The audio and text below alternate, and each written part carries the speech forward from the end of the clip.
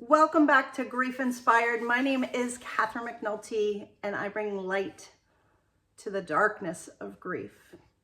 Today we are talking about anger, the emotion of anger, the thing that nobody wants to talk about because we all want to pretend that we're not angry.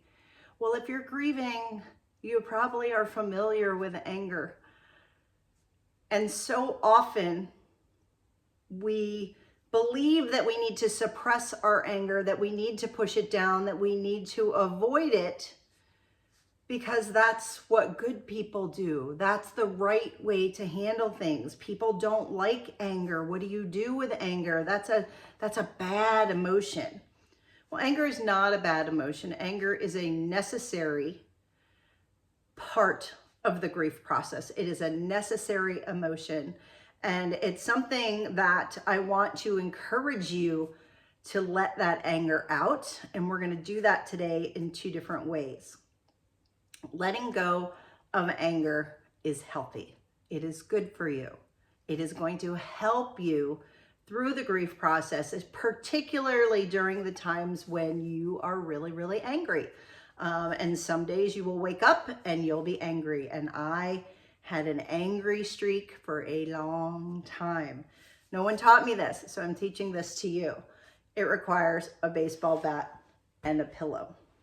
So what are you going to do? You are going to let the energy of anger out. So the thing about anger is that it's a high energy emotion.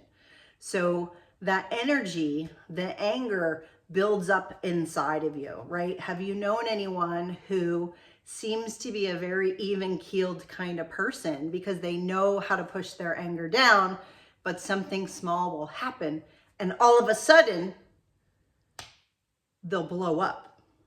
Do you know anyone like that? We don't want that to be you. We want to teach you how to release your anger. So again, you need a baseball bat and you need a pillow. And all you need to do is hit it. I promise you the pillow is going to be fine.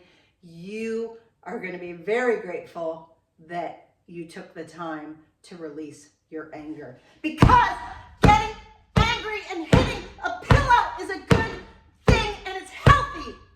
And I'm angry that my baby died. I'm angry that I have to help all these people who are hurting. I'm angry that we're left alone and that we don't know what to do. And I'm angry that we all have to grieve. And we're angry at God and angry at the situation and angry at the people who failed you and angry at the people who aren't showing up. There is so much to be angry about. Wow, that feels good. That feels good. Get your anger out. It's good for you to release your anger. This pillow is fine. It's a little beat up, but it's fine. The other thing you can do if you're angry and you don't have a pillow and you don't have a bat is you can just let it out. I happen to be alone today. There is nothing wrong with screaming and saying, I am so angry.